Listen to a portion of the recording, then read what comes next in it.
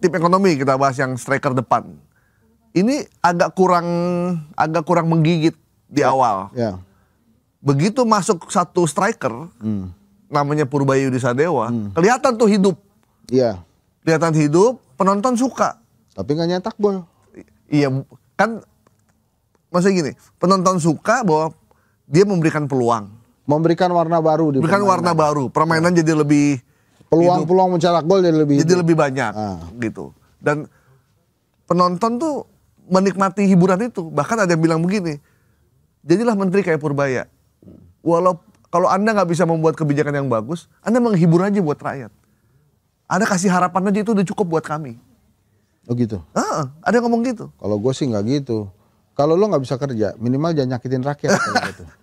Kira-kira begitu, mirip. Jangan bikin yang aneh-aneh gitu. Maksud gue. Jadi kepintaran itu nggak usah disembunyiin gitu. Tapi digunain. Punya saya ini pintar, tapi kepintaran saya disembunyikan. Tapi abang sebagai pengamat politik, kehadiran Pak Purbaya ini? Oh gini. Menurut saya kalau dalam ilmu komunikasi sebetulnya Pak Purbaya ini dia menggunakan teori yang namanya konsistensi kognitif. Jadi ada harapan-harapan rakyat untuk memperbaiki hidup. Nah, muncul Purbaya. Menteri pertama di Indonesia yang ngajak rakyatnya kaya bareng-bareng. Itu kata-kata kunci yang menghipnotis semua orang. Iya. Makanya banyak orang, termasuk teman-teman deket gue bilang, kita kalau nonton Purbaya, kelihatannya bulan depan kita tajir. Ya kan? Iya. Ada harapan. Ada harapan. Terus yang kedua yang dilakukan oleh Paspanpurnya itu, pasukan pengawal Purbaya, menggunakan teori self presentation. Di mana ada Purbaya itu harus ada liputannya. Yeah. Panik tuh KDM kan, makanya.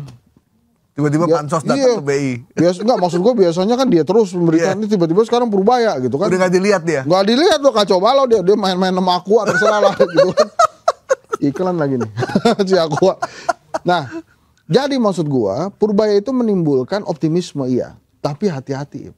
Optimisme yang terlalu tinggi kalau tidak terdeliver itu sebelnya orang tuh bisa berkali-kali lipat. Kayak pada saat kita optimis banget pada awal-awal Pak Jokowi terpilih kan? Iya. Enggak, gua mah gak optimis, gua biasa aja. Orang-orang banyak optimis. Iya, orang-orang. Nah itu akhirnya, tapi terus ujungnya kayak begini, waduh kecewanya berkali-kali lipat. Nah Pak Purbaya menurut gua hati-hati karena ada hal yang harus ditaklukkan oleh Pak Purbaya. Apa itu? Yang namanya waktu. Orang mau berapa lama nunggu? Kalau dia nggak berhasil memperbaiki kualitas ekonomi di Indonesia dan tidak berhasil memperbaiki kualitas keuangan keluarga, nanti lama-lama backfire. Tapi begini bang, setelah kehadiran Purbaya, tapi kenapa seolah-olah ekonomi kita tuh hanya digantungkan pada dia? Karena dia yang muncul. Nggak agak fair kan? Maksudnya, iya. Bahwa negara sebesar ini ekonominya hanya digantungkan pada seorang Purbaya. Padahal kan dia cuma memberikan ruang, membuka bahwa ada duit banyak loh di BI, salurin. Lo tau nggak kenapa? Kenapa bisa Karena begitu? dia bukan politisi. Kalau politisi, sabar-sabar men. Ngelihat tren baru dia masuk. Iya. Ngelihat peluang tunggu momentum ya dia berarti. Iya, tunggu momentum. Kalau Purbaya enggak, karena dia profesional kan. Gayanya emang begitu, orang masuk-masuk aja gitu. Makanya nih ntar Kedai Kopi kan mau ulang tahun ke-11. Tanggal 28 Oktober tuh kita promo dong nih. Iya, kita ngundang Purbaya. Karena gue bikin survei gaya hidup. Oh iya? Gaya hidup, ekonomi gaya hidup nih. Sekarang di masa Prabowo. Nah gue minta Pak Purbaya untuk mengomentari tuh hasil survei. Udah confirm belum datang? Belum. Jadi tolong ya Pak Purbaya. Datang ya. Paspanpur temen lu tuh gimana tuh? Iya, tapi kan gini bang. Maksudnya gini, Pak Purbaya itu gayanya kan emang begitu. Nah menurut lu nih gaya apa yang ada di kepala dia, itu dia langsung menyampaikan. Nah itu dia, itu yang tadi namanya di komunikasi itu teori konsistensi kognitif. Jadi gini, jadi misalnya dia datang ke Kementerian Perumahan kemarin. Dia masuk, ditemani sama Ara. Ruangannya gede banget. Terus dia langsung ngomong, lu punya ruangan gede gini bisa berapa rumah? Bikin rumah kecil amat buat rakyat. Kalau kita kan begitu datang kan, aduh gede amat ya gitu. Tapi dia tuh langsung tapi dia tapi orang lihat itu bukan dalam mengenyek si menterinya, enggak. Dia cuma setuju, spontan. bukan rakyat setuju. Iya, setuju gitu. Itulah konsistensi kognitif yang dalam ilmu teori komunikasi tadi. Jadi artinya ada harapan dari rakyat nih. Rakyat kan jauh nggak bisa ngomong. Purbaya ngomong. Merasa Jadi, terwakili. Merasa terwakili. Berarti mengancam kita sebagai jurnalis dong. Harusnya kita yang menyampaikan hati nurani rakyat. Oh kan lu tinggal lu sampein aja. Oh, iya, Apa yang disampaikan Purbaya lu sampein gitu kan. Makanya kan dia santai-santai aja ngarepin Luhut. Ya, jangan dong. APBN dong itu. Jangan APBN lah, lu urus sendiri tuh. Pusing. Keceplosan Luhut kan. Dia bilang, itu barang udah busuk. Dari awal. Kenapa lu beli?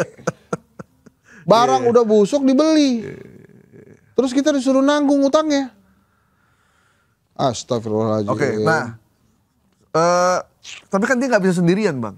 Dia mesti ada sektor realnya harus bangkit. Berarti Kementerian Perdagangan, Kementerian Perindustrian. Kemudian mesti ada yang mengatur itu, berarti Menko Perekonomian. Kemudian sektor energi ada Bang yang nggak bisa kita sebut namanya ya, karena nanti kita takut dilaporin. Ya. Terus Lama-lama ada jadi Voldemort. Nah, terus pokoknya kita nggak menyebut namanya kalau ini. Kemudian ada yang lainnya. Nah, ini kan kita belum tahu kinerjanya. Kayak Kementerian Perdagangan kan menterinya kebanyakan diem, nggak jelas, kita nggak tahu apa yang jadi program utamanya dia. Kemudian terkait dengan transportasi, kemudian terkait dengan penyaluran kredit UMKM yang diinginkan Purbaya, uang di dalam sistem perbankan tuh bisa terdeliver dengan baik. Bahkan juga kita baru tahu bahwa, dan banyak yang baru tahu, satu ternyata pemerintah punya uang di BI. Yang kedua ternyata pemerintah daerah itu masih juga punya uang mengendap di perbankan. Bahkan ada daerah yang uang APBN-nya lebih sedikit daripada jumlah uang yang dia simpan. Dan itu terbuka buat publik, jadi ternyata kita masih... Enggak, itu sih sebenarnya Sri Mulyani juga pernah ngeluhin itu. Tapi dengan adanya otonomi daerah dia nggak bisa masuk terlalu jauh gitu. Tapi Purbaya kan ngancemnya ke gubernur tuh. Lo kalau nggak lo ambil tuh duitnya, nggak gua turunin tuh transfer daerahnya. Lo pakai aja dulu itu. Nah itu baru ada kebakaran jenggot tuh semua tuh. Veteran gitu. Karena ternyata lo kan punya duit. Lo buat apa nyimpen gitu? Nah, itu juga penasaran juga gua. Jangan-jangan ada komponen kesejahteraan kepala daerah kali dari bunga dari bunga yang deposito. Ini mohon maaf ya kalau salah ya, mohon maaf. Ya kita kan nggak ngerti ya. Cuman pokoknya Purbaya membuka semua ruang. Ya kan tinggal yang lainnya. Ya. Bea cukai, dibilang kan ini tekstil dari Cina, semua barang-barang yang ada di Tanah Abang semua dari Cina, baju muslim dari Cina, gitu. Terus kalau barang ilegal, kalau ketahuan gimana? Ya udah barangnya kita bakar, terus kita ngeluarin duit buat bakar itu lah. Terus kita dapat apa? Gitu. Kita nggak dapat apa-apa, ya udah kita kasih denda aja, gitu. Jadi hal-hal sederhana yang kita lihat akhirnya semua orang jadi sadar bahwa ternyata ekonomi nggak serumit yang kita bayangkan. Ya, tapi